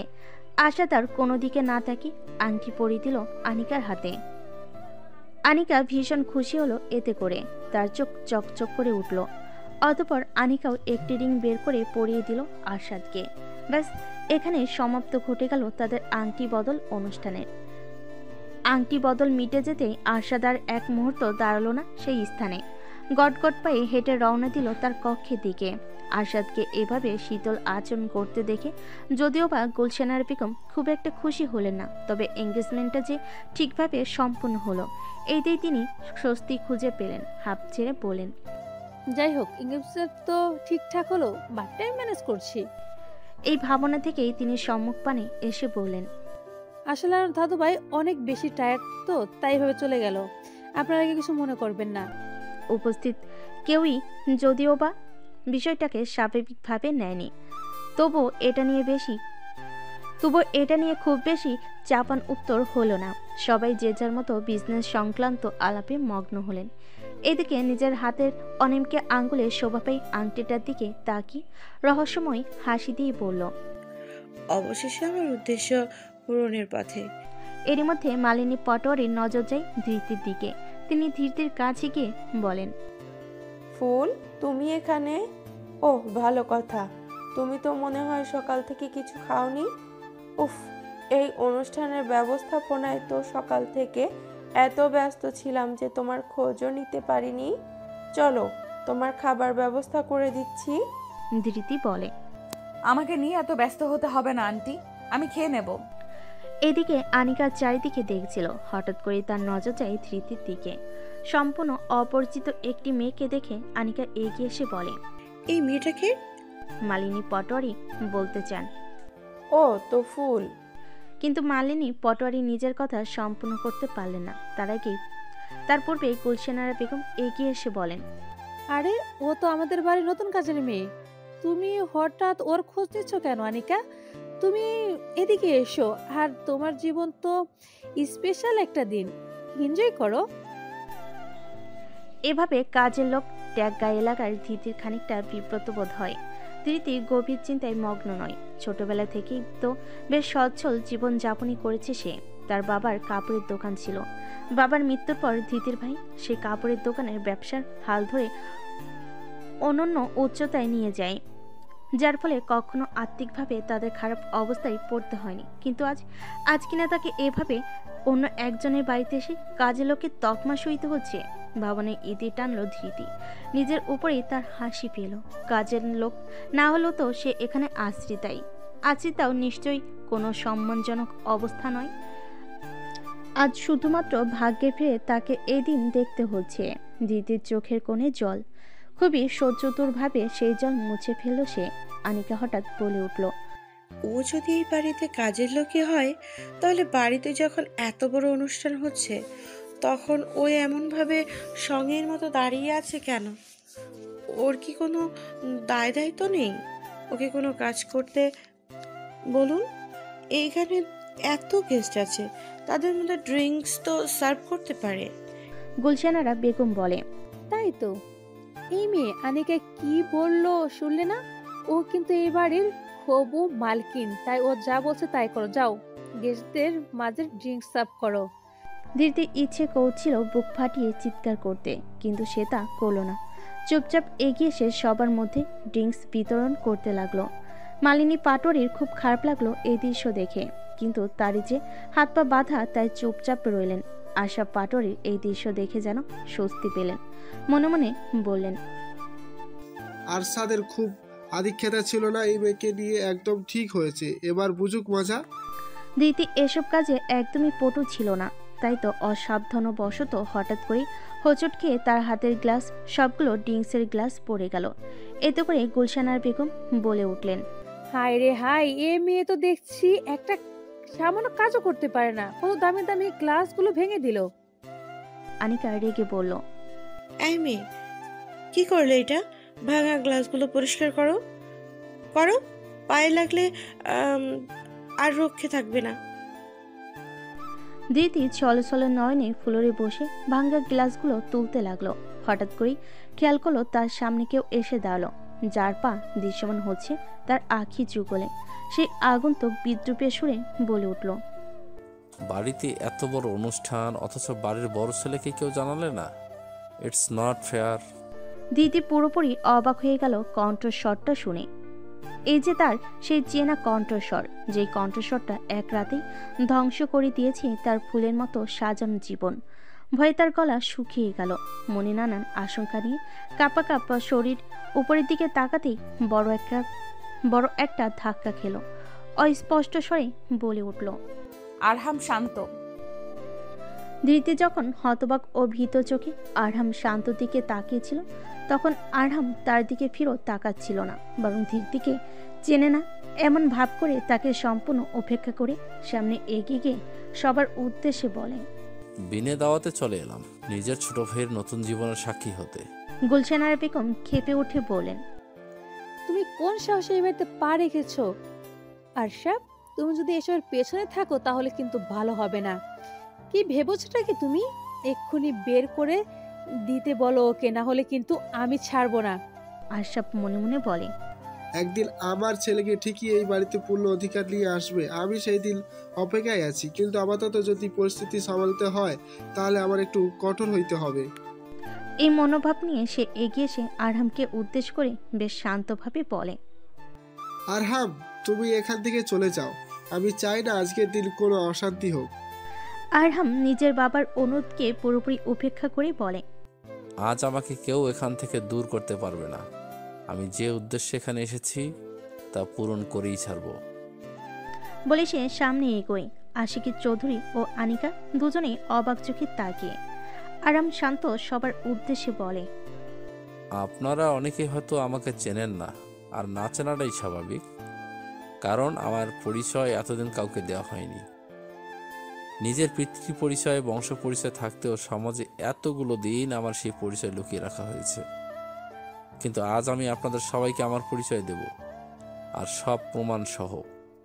তারপর আর কেউ আমার অস্তিত্ব অস্বীকার করতে পারবে না। গুলশানা বেগমের শরীরে ঘাম ছুটে যায়। এতদিন ধরে যে সত্যগুলো তিনি সমাজের চোখে লুকিয়ে রেখেছিলেন, নিজের বংশ আভিজাত্যের অহংকারে যে সত্য তিনি চাপা রেখে দিয়েছিলেন, আজ তা সবার সামনে আসার দ্বার প্রান্তে।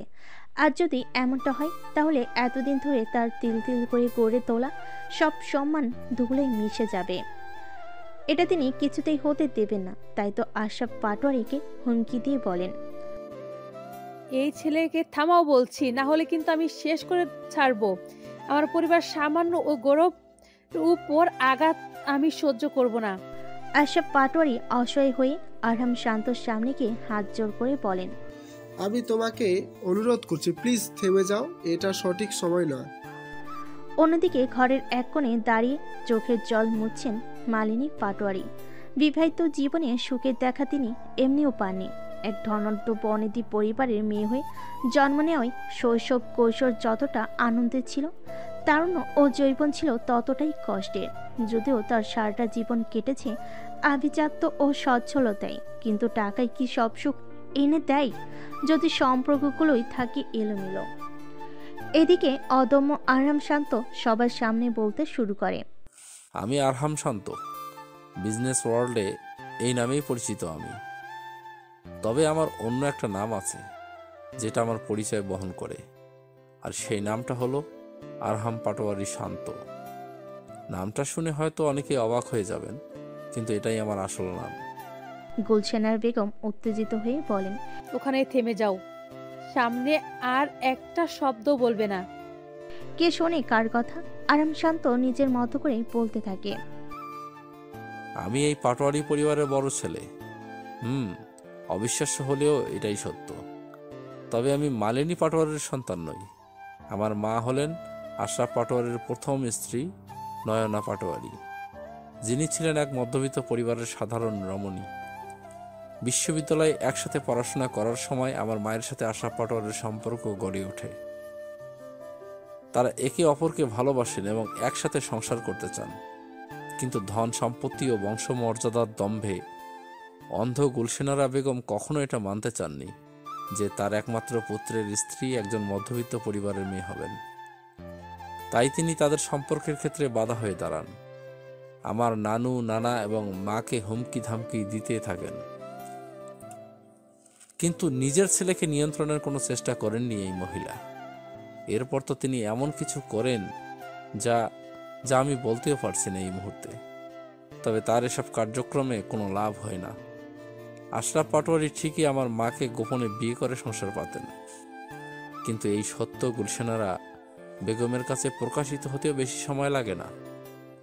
এসব জানার পর দাম্ভিক মহিলা আরও বেশি ক্ষেপে ওঠেন। তিনি আশরাফ পাটোয়ারিকে ডেকে হুমকি ধমকি দেন যে তিনি যদি আমার মাকে ত্যাগ না করেন তাহলে ভালো হবে না। তিনি সরাসরি বলে দেন আশরাফ পাটোয়ারিকে আমার মা নয়নাকে ত্যাগ করে ওনার পছন্দের মতো মেয়েকে বিয়ে করতে হবে, না হলে উনি ওনার ছেলে আশরাফ পাটোয়ারিকে নিজের সমস্ত সম্পদ থেকে বঞ্চিত করবেন। আশরাফ পাটোয়ারি যতই আমার মাকে ভালোবাসার কথা বলুক না কেন, সেই ভালোবাসা কখনো সম্পদের প্রতি ভালোবাসার থেকে বেশি ছিল না। আর তাই তো নিজের মায়ের এহেন কথা শোনার পর তিনি দুবারও ভাবেননি আমার মাকে ত্যাগ করার সিদ্ধান্ত পুনর্বিবেচনা করার কথা। বরং যখনই গুলশানারা বেগম ওনাকে এই হুমকি দেন, তিনি সাথে সাথে আমার মাকে ছেড়ে দিয়ে চলে যান। আমার মা সেদিন প্রথম জানতে পেরেছিল যে আমি তার পেটে আছি। প্রথমবার মাতৃত্বের স্বাদ অন্বেষণের খুশি উপভোগ করতে প্রস্তুত ছিলেন, কিন্তু সেই খুশির সংবাদ শোনার আগেই ওই পাষণ্ড লোকটা আমার মাকে স্পষ্ট করে জানিয়ে দেন নিজের মায়ের শর্ত মতো এবার তিনি তার মায়ের পছন্দের মেয়েকে বিয়ে করবেন। আমার মা ওনার পা ধরে অনেক অনুরোধ করেন, কিন্তু ওনার চোখে তখন ছিল সম্পত্তির লোভ, যা ঠুনকো ভালোবাসার কাছে কিছুই ছিল না।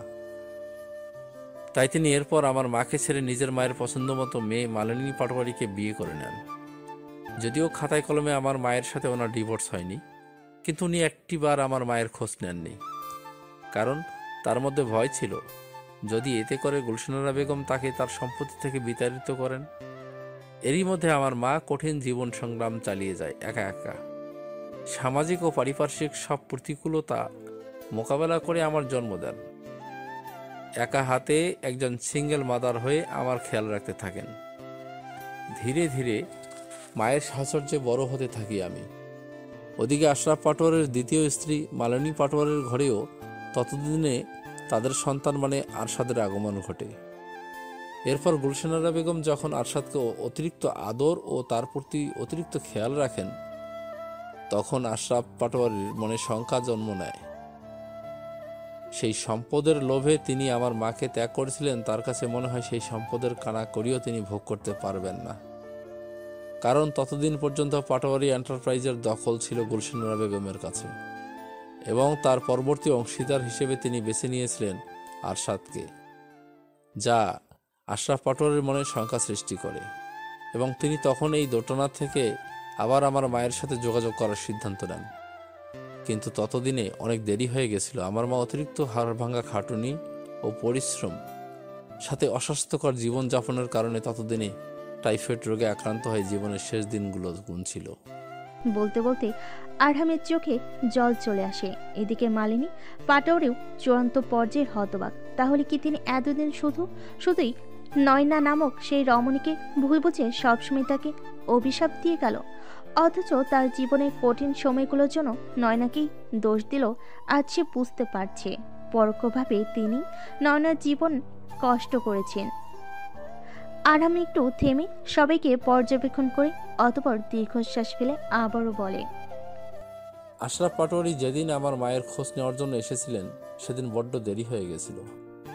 কারণ আমার মা যখন টাইফয়েড রোগে আক্রান্ত হয়ে জীবনের কঠিন সময় পার করছিল তখন ওনার খোঁজ কেউ নেননি। টাকার অভাবে আমার মায়ের ভালো চিকিৎসাও হয়নি। সেই সময় আমার বয়স ছিল মাত্র 5 বছর। আমি নিজের চোখের সামনে আমার মাকে তরপাতে মরতে দেখেছিলাম। আর যখন আমার মা নিজের শেষ নিঃশ্বাস ত্যাগ করেন এবং তার জানাজার ব্যবস্থা করা হচ্ছিল তখনই আশরাফ পাটোয়ারি আসেন দয়া দেখাতে। আমার মায়ের মৃত্যুর খবর ওনাকে কতটা ব্যথিত করেছিল আমি বুঝতে পারিনি, কিন্তু উনি সেই মুহূর্তে আমার উপর পিতৃত্বের দাবি নিয়ে হাজির হন। আমার মামা মামিরাও আমার দায়িত্ব নিতে অনিচ্ছুক ছিল, তাই আমাকেও ওনার হাতে তুলে দেন। আমি মোটেও সেই সময় এক অচেনা মানুষ যে জন্মের পর থেকে আমার খোঁজ নেয়নি তার সাথে যেতে চাইনি, কিন্তু বাধ্য হয়ে আমাকে তার সাথেই যেতে হয়। যদিও বা আমার নানু আমাকে নিজের সাথে রাখতে চেয়েছিলেন, কিন্তু তার হাত পাও বাঁধা ছিল, কারণ সেও যে আমার মামাদের উপর নির্ভরশীল। এরপর আশরাফ পাটোয়ারি আমাকে নিয়ে আমেরিকায় চলে যান। সেখানে গিয়ে উনি আরেকজন বিদেশিনী মহিলাকে বিয়ে করেন। আমার প্রতি ওনার যা দায়িত্ব কর্তব্য ছিল ততটুকু ঠিকভাবে পালন করেছেন ঠিকই, সেটা আমি অস্বীকার করব না, কিন্তু এর পেছনে যে ওনার নিজেরও কিছু স্বার্থ ছিল বা এখনও আছে তাও অস্বীকার করার মতো নয়। এভাবেই 18টা বছর উনি আমার সাথে এবং ওনার বিদেশিনী স্ত্রীর সাথে আমেরিকায় কাটিয়েছেন। এরপর একদিন ওনার স্ত্রীর সাথে ওনার ডিভোর্স হলো। আমেরিকার আইন অনুযায়ী আশরাফ পাটোয়ারিকে তার অর্ধেক সম্পত্তি দিয়ে দিতে হলো তার স্ত্রীকে। এমনিতেও ওনার ব্যবসা লসে চলছিল, তার উপর এভাবে অর্ধেক সম্পত্তি হারানোয় তিনি উদ্ভ্রান্তের মতো হয়ে গেলেন। এই সময় তার হাতে আর কোনো উপায় ছিল না, তাই তিনি তার অবশিষ্ট সম্পত্তির দায়িত্ব আমায় দিয়ে ফিরে এলেন এই দেশে। আবারও নিজের মায়ের কাছে আশ্রয় চাইলেন। তারপর থেকে উনি এই দেশেই আছেন। আমার চোখে উনি কখনো একজন আদর্শ পিতা ছিলেন না, আজও নন। সবসময় উনি নিজের স্বার্থের কথাই ভেবে গেছেন, আজও তাই ভাবেন। মাঝখান থেকে আমার মায়ের জীবনটা নষ্ট হয়ে গেল বলে আরহাম শান্ত সবার সামনে আশরাফ পাটোয়ারির সাথে তার মা নয়নার বিয়ের প্রমাণস্বরূপ কিছু ছবি এবং কাবিননামা দেখায়, তার নিজের বার্থ সার্টিফিকেট দেখায়, যা দেখে সবাই হতবাক হয়। আরহাম সবার সামনে প্রায় সব কথা তুলে ধরল। লুকিয়ে গেল কিছু তিক্ত সত্য, লুকিয়ে গেল আমেরিকায় কাটানো সেই নিষ্ঠুরতম দিনগুলো, যখন আশরাফ পাটোয়ারি আমেরিকায় বহু নারী আসক্ত হয়ে জীবন পার করেছে। আরামের উপরও ছোট থেকে কোনো খেয়াল রাখিনি, যার ফলস্বরূপ আমেরিকান বাস্তবতায় বড় হওয়া আরহাম কিশোর বয়স থেকে মদ জুয়া আর নারীর নেশায় মত্ত হয়ে যায়। তাকে সঠিক পথে ফেরানোর জন্য কেউ ছিল না। আরহাম মনে করে সেই দিনটা যেদিন সে প্রথমবার ড্রিঙ্ক করে বাসে এসেছিল এবং আশরাফ পাটোয়ারি মুখোমুখি হয়েছিল। সেদিন আশরাফ পাটোয়ারি তাকে বকাবকি করেনি, তাকে একটিবারও বলেনি এটা ভালো কাজ নয়, বরং তার পিঠ চাপড়ে বলেছিল, এনজয় ইউর লাইফ। এমনকি আরহাম যখন নারীর সঙ্গে মিশে যাচ্ছিল সেই সময়ও আশরাফ পাটোয়ারি এসব জেনে চুপ ছিলেন। আরহামকে বলেছিলেন, তো তোমার এইসব করার বয়স, যা ইচ্ছে হয় করো। যখন যার টাকা লাগবে আমায় বলবে, তারপর সে টাকা দিয়ে মদ খাবে, জুয়া খাবে, মেয়ে নিয়ে ঘুরবে, সবটাই তোমার ইচ্ছা অনুযায়ী। এভাবেই ধীরে ধীরে আরহাম একসময় অন্ধকার জগতে প্রবেশ করে। মদ জুয়া নেশায় বুধ হয়ে নয়, নারী দেহে মত্ত হয়। তবে একসময় তার এই জীবন বদলাতে আগমন ঘটে একজনের, যে তার জীবনে পরশ পাথরের মতো ছিল, কিন্তু অদৃষ্টের খেয়াল সেই পরশ পাথরকেও হারিয়ে ফেলে আরহাম। তারপর হয়ে ওঠে এক অদম্য অমানুষ বিশৃঙ্খল পুরুষ, যে পরিণতি তাকে নিয়ে যায় পাপ পুণ্যের ঊর্ধ্বে। ন্যায় অন্যায় সব ভুলে সে যুক্ত হয় পাপের নিকৃষ্ট জগতে। এসব কথা আরহাম আজ আর তুলে ধরে না, নিজের এই গোপন কথাগুলো সে গোপনই রাখে। এদিকে গুলশেনারা বেগম এগিয়ে এসে আরহামের হাত থেকে সমস্ত কাগজপত্র কেড়ে নিয়ে সেসব ছিঁড়ে টুকরো টুকরো করে বলে, মিথ্যে মিথ্যে, এসব কিছু মিথ্যে। এই ছেলে মিথ্যে বলছে, আপনারা কেউ এর কথা বিশ্বাস করেন না। আমার আরশাদ দাদু ভাই এই পরিবার একমাত্র বংশধর, এ কেউ নয়। এ ছেলেটা টাকার লোভে এসব বানোয়াট কথা বলছে। এই ছেলে, তোমার কত টাকা লাগবে বলো? টাকার জন্য তুমি এসব করছো, তাই না? তোমার যত টাকা লাগবে সেটা আমি দেব, কিন্তু তুমি এইসব নাটক বন্ধ করো। আমার পরিবারের উপর এসব কালি ছিটানো বন্ধ করো। মালিনী পাটোয়ারি এতক্ষণ চুপ থাকলো, এবার আর চুপ থাকতে পারে না, এগিয়ে এসে বলেন, অনেক হয়েছে আম্মা, এবার আপনি থামুন। জীবনে তো অনেক পাপ করছেন, শেষ বয়সে এসে অন্তত পাপের বোঝা কমানোর চেষ্টা করুন। গুলশেনারা বেগম গর্জে উঠে বলেন, মালিনী, আজ আর আপনার ওই চোখ রাঙানিতে আমি চুপ হব না আম্মা। সারাটা জীবন আপনি আমার সাথে অনেক অন্যায় করছেন। আপনার দাম্ভিকতা, অহংকার, বংশমর্যাদা এসবের জন্য কম ভোগান্তি পোহাতে হয়নি আমায়। সারাটা জীবন আমি স্বামীর সুখ পাইনি। এতদিন তাও চুপ ছিলাম, কারণ ভেবেছিলাম আমি একাই বোধহয় এসবের ভুক্তভোগী। কিন্তু এখন তো দেখছি আমি একা নই, আরও একটা নিরপরাধ মেয়ে আপনার এই দম্ভের শিকার, যাকে আমি সারাটা জীবন ভুল বুঝেছি। তুমি এই ছেলের কথা বিশ্বাস করো মালিনী? এসব মিথ্যে। মালিনী আশরাফের সামনে গিয়ে বলেন, শুনলেন তো আপনার মায়ের কথা, এবার আপনি কিছু বলুন। কোনটা সত্য কোনটা মিথ্যে সেটা বলুন সবাইকে। সারাটা জীবন তো আমার প্রতি, নয়নার প্রতি অনেক অন্যায় করলেন, এখন অন্তত নিজের সন্তানদের প্রতি সেই একই অন্যায় করবেন না। না হলে যে আপনার খাটিয়া বহন করার জন্য কাউকে পাবেন না। আজ অন্তত সবার সামনে নিজের সন্তানকে স্বীকৃতি দিন। আশরাফ পাটোয়ারি করুণ চোখে আরহামের দিকে তাকায়। আরহাম শক্ত মুখে তাকিয়েছিল তার পানে। চোখ ঘুরিয়ে গুলশেনারা বেগমের দিকে তাকাতে তিনি দেখতে পেলেন গুলশেনারা বেগম তাকে ইশারা করে বলছে সত্যটা গোপন রাখতে, কিন্তু আশরাফ পাটোয়ারি আজ তার মনের কথা শুনলেন। চোখ বন্ধ করে মুখে সাহস সঞ্চয় করে সবার উদ্দেশ্যে বলেন, আরহাম শান্ত, আমার এবং আমার প্রথম স্ত্রী নারায়ণ বোধ সন্তান। আশরাফ পাটোয়ারির এই একটা কথাতেই যেন নড়ে গেল পুরো পাটোয়ারি পরিবারের ভিত। গুলশেনার বেগমের এতদিনের জমানো সম্মান ধুলোয় মিশে গেল। এদিকে এক কোণে দাঁড়িয়ে এসব দৃশ্যের নীরব সাক্ষী হলো ধৃতি। ওই স্পষ্ট স্বরে বলল, এই লোকটা তাহলে এই বাড়িরই ছেলে? যদি এমন হয় তাহলে আমি আর এক মুহূর্ত এই বাড়িতে থাকবো না। এই মধ্যে আরশাদ এত চেঁচামেচির আওয়াজ শুনে নিজের ঘর থেকে বের হয়ে নিচে আসে। এখানে আরহামকে দেখা মাত্রই সে ক্ষেপে ওঠে। তেরে এসে আরহামের কলার ধরে বলে, তোর সাহস কি করে হলো এই বাড়িতে পা রাখার? আরহাম আরশাদের থেকে তার কলার ছাড়িয়ে নিয়ে বলে, আমার সাহসের কিছুই এখনো তুই দেখিসনি। যদি আমি আমার পরিপূর্ণ সাহস দেখাতে শুরু করি তাহলে এই পাটোয়ারি বাড়ি আর পাটোয়ারি এন্টারপ্রাইজ পুরোপুরি ধ্বংস হয়ে মাটির সাথে মিশে যাবে। গুলশেনার বেগম চিৎকার করে বলেন, এই আপদটাকে ঘাড় ধাক্কা দিয়ে বাড়ি থেকে বের করে দাও দাদু ভাই। ও আমাদের বাড়ির মান মর্যাদা ধুলোয় মিশিয়ে দিয়েছে, ইচ্ছে করে ওকে। আরহাম শান্ত বেশ অহম ভাব নিয়ে বলল, কাউকে আমায় এখান থেকে বের করে দিতে হবে না, আমি নিজেই এখান থেকে চলে যাচ্ছি। তবে একটা কথা মনে রাখবেন, আমার এই যাওয়া শেষ যাওয়া নয়।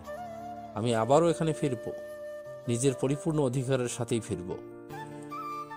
বলে আরাম ফিরে যাওয়ার জন্য পা বাড়ে। ধৃতির সাথে তার চোখাচোখি হয়। ধৃতি প্রবল ঘৃণার সাথে চোখ সরিয়ে নেয়। আরাম একটা রহস্যময় হাসি দিয়ে চলে যায়। ধৃতি আরামের যাওয়ার পানে তাকায় ক্রোধিত চোখে।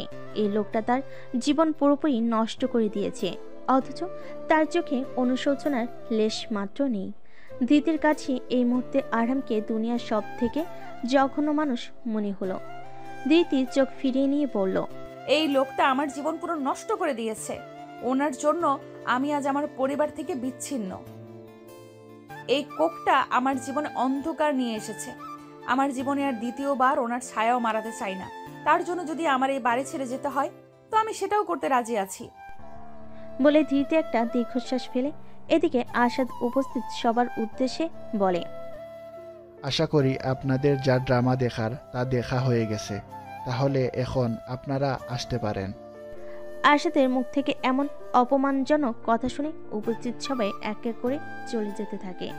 সবাই চলে যাবার পর আশিকুর চৌধুরী বলে উঠলেন, আজ যা কিছু হয়ে গেল তারপর তো আপনাদের সাথে আত্মীয়তা করব কি না এই সিদ্ধান্ত আমার পুনর্বিবেচনা করতে হবে। আফটার অল সোসাইটিতে আমাদের একটা রেসপেক্ট আছে, আর আজ যা হলো তাতে মনে হয় না আপনারা আর সম্মান বলে কিছু অবশিষ্ট আছে।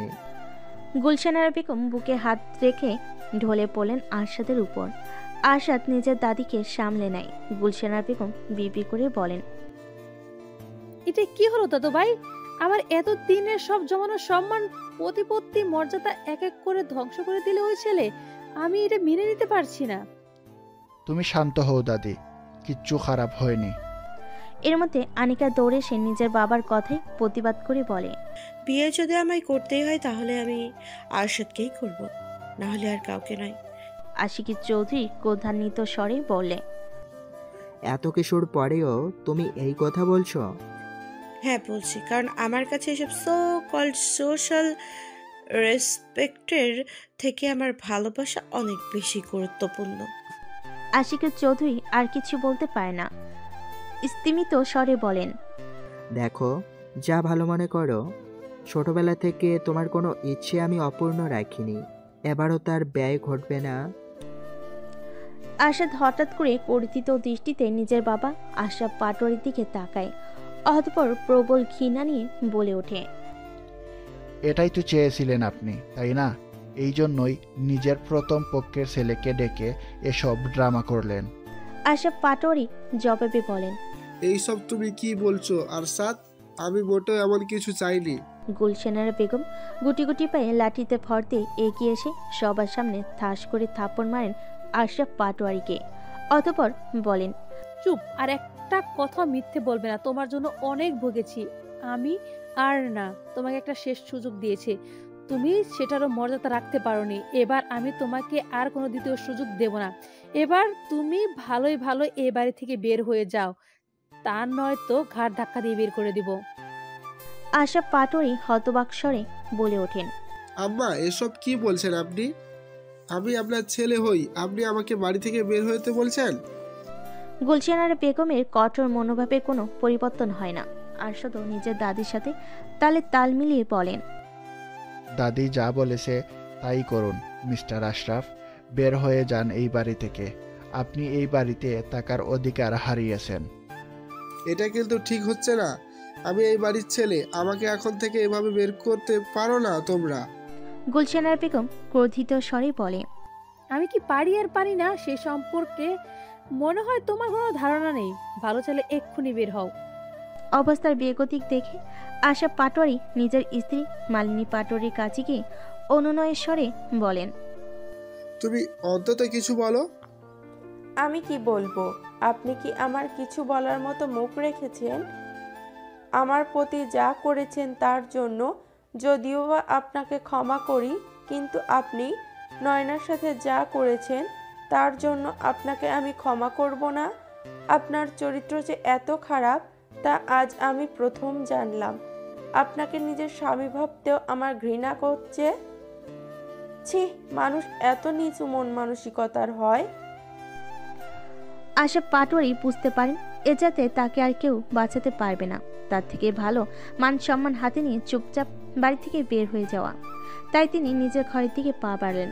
অতঃপর নিজের সমস্ত জিনিসপত্র গুছিয়ে নিয়ে এসে সবার উদ্দেশ্যে বলেন, আমি তাহলে চলে যাচ্ছি চিরতরে, তবে এক সময় তোমরা ঠিকই প্রস্তাবের জন্য। কেউ ফিরেও তাকায় না আশরাফ পাটোয়ারির দিকে। তিনি মলিন মুখে অসহায়ের মতো বাড়ি থেকে বের হয়ে যান। রাত তখন আরো গভীর হয়ে ভয়াবহ আঁধার নেমেছে। ধীতি প্রস্তুত এক নতুন যাত্রা শুরুর জন্য। কিছুদিন আগে এইরকম এক রাতে অজানা গন্তব্যে পা বাড়িয়েছিল সে। আজ আবারও ইতিহাসে সেই পুনরাবৃত্তি ঘটতে চলেছে। সেদিন রাতে ধৃতি যখন নিজের বাড়ি থেকে বেরিয়েছিল তখন সে জানতো না তার ভবিষ্যৎ কি হবে, কোথায় আশ্রয় পাবে। আজকের পরিস্থিতিটাও অনেকটা একই রকম, তবে যেতে যে তাকে হবেই। কারণ আরাম শান্ত নামক এই অশুভ ছায়া আবার তার জীবনে পড়ুক এটা সে চায় না। এটা রোধ করার জন্য যা করতে হয় সে করবে।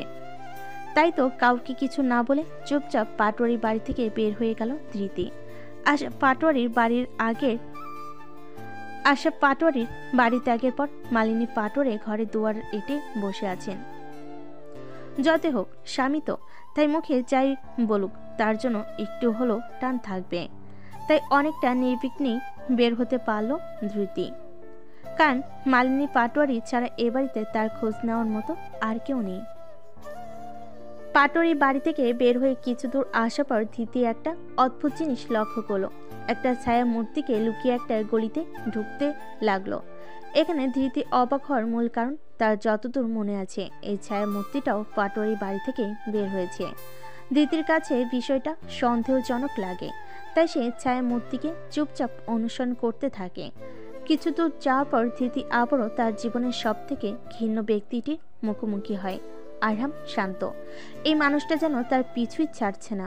গলির একদম শেষ মাথায় দাঁড়িয়ে সেই অদ্ভুত ছায়ামূর্তির সাথে কথা বলছে আরহাম শান্ত। আরহাম শান্তর সামনে দাঁড়ানো ব্যক্তিটি পুরোমুখ আবৃত হুডি ও মাস্ক দ্বারা।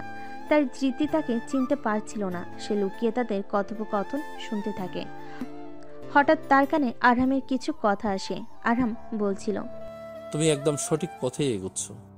এভাবে চলতে থাকলে আমি ওই আরশাদ পাটোয়ারের সর্বনাশ ডেকে আনতে পারবো এবং আমার উদ্দেশ্য সফল হবে। ধৃতি অবাক স্বরে বলে, তার মানে এনারা আরশাদ সাহেবের ক্ষতি করার কল্পনা করছেন? আরহাম আরো বলে, তুমি যেভাবে আরশাদের আপন সেজে ওর পিঠে ছুরি মারার প্ল্যান করেছো তা অবশ্যই কাজে দেবে। এভাবেই ওর বিশ্বাস জিতে নাও, তারপরই তো মোক্ষম চালটা দেব। দুনিয়া থেকে ওই আরশাদকে একদম সরিয়ে দেব, মেরে ফেলবো ওকে। দিতি আরহামের কথা শুনে বলে, কে এই অদ্ভুত ছায়ামূর্তি যা আরশাদ সাহেবকে পেছন থেকে ছুরি মারতে চাইছে? আমাকে জানতেই হবে। আরশাদ সাহেব আমার অনেক উপকার করেছেন, ওনার কোনো ক্ষতি আমি অন্তত হতে দেব না। এর মধ্যে ছায়ামূর্তি তার মাস্ক খুলে, যার ফলে তার মুখ দৃশ্যমান হয় ধৃতির সামনে। ধৃতি অবাক স্বরে বলে, তার মানে ইনি আরশাদ সাহেবের ক্ষতি করতে চাইছেন। আমাকে আরশাদ সাহেবকে সবটা জানাতেই হবে যে ওনাকে মেরে ফেলার চক্রান্ত করছে ওনারই আপনজন। আরশাদ অস্থির চিত্তে নিজের কক্ষে পায়চারি করছে। কেন জানি বারবার মনে হচ্ছে কিছু ঠিক হচ্ছে না, কোথাও না কোথাও একটা বড় গন্ডগোল হচ্ছে। এর মধ্যে হঠাৎ তার দরজায় কেউ নক করে। আরশাদ দরজা খুলতেই দাদি গুলশানারা বেগমকে দেখতে পেয়ে একটা স্বস্তির নিঃশ্বাস ফেলে। অতঃপর বলে, দাদি তুমি? তোমার সাথে কিছু জরুরি কথা ছিল দাদু ভাই, কিন্তু তার আগে চলো ব্রেকফাস্ট করে নাও। কাল রাতে তো কিছু খেলে না, এর বেশিক্ষণ না খেয়ে থাকলে অসুস্থ হয়ে পড়বে। ঠিক আছে, তুমি যাও, আমি একটু পর ফ্রেশ হয়ে আসছি। গুলশানার বেগম চলে যেতে আরশাদ গম্ভীর চোখে তার যাওয়ার পানে তাকায়। অতঃপর দরজাটা চাপিয়ে দেয়। খাবার টেবিলে বসে আছে আরশাদ ও গুলশানার বেগম। ইতিমধ্যেই গুলশানার বেগম মালিনী পাটোয়ারিকে আরশাদকে বেশি করে খাবার দিতে বলেছেন। আরশাদ কিছুটা বিব্রত বোধ করছে, কারণ গতকাল এত কিছু হওয়ার পর সে কিছুতেই এত সহজে স্বাভাবিক হতে পারছে না। তবে গুলশানার বেগম গম্ভীর স্বরে বলেন, আসলে আজ তোমায় একটা গুরুত্বপূর্ণ কথা বলার ছিল। কি কথা?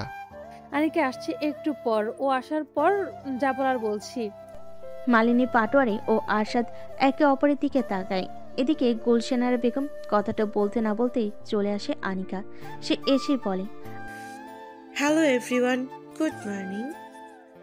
আমি চলে এসেছি। আনিকাকে আসতে দেখে গুলশানার বেগম খুশি হয়ে বলেন, এই তো চলে এসেছে আনিকা।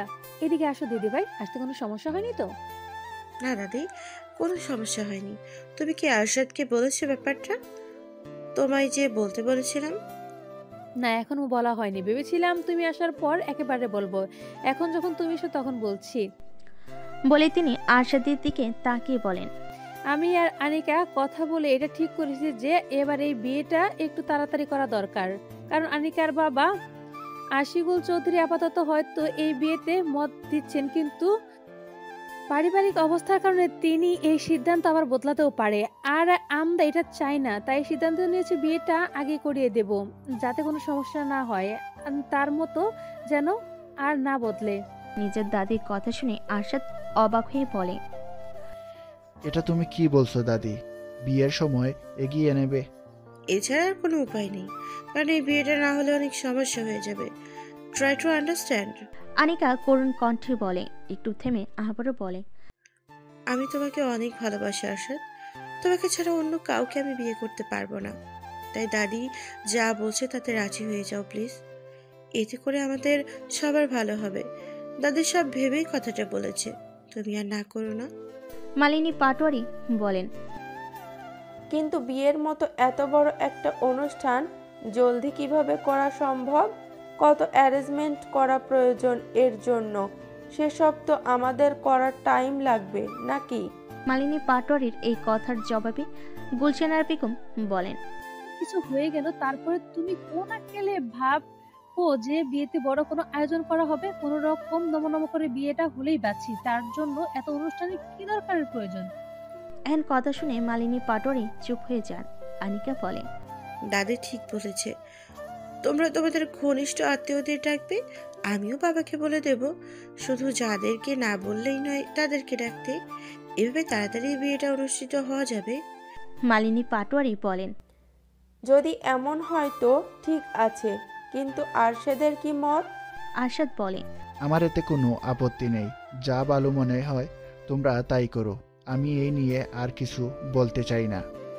বলে আরশাদ উঠে দাঁড়ায় এবং চলে যেতে নেয়। এমন সময় হঠাৎ করে হাঁপাতে হাঁপাতে উপস্থিত হয় ধৃতি।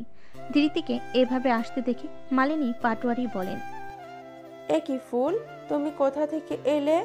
আজ সকালে তো আমি তোমায় খুঁজতে তোমার রুমে দেখলাম তুমি নেই, ভেবেছিলাম বাহিরে কোথাও গেছো। ধৃতি ছুটতে ছুটতে আরশাদের সামনে এসে বলে,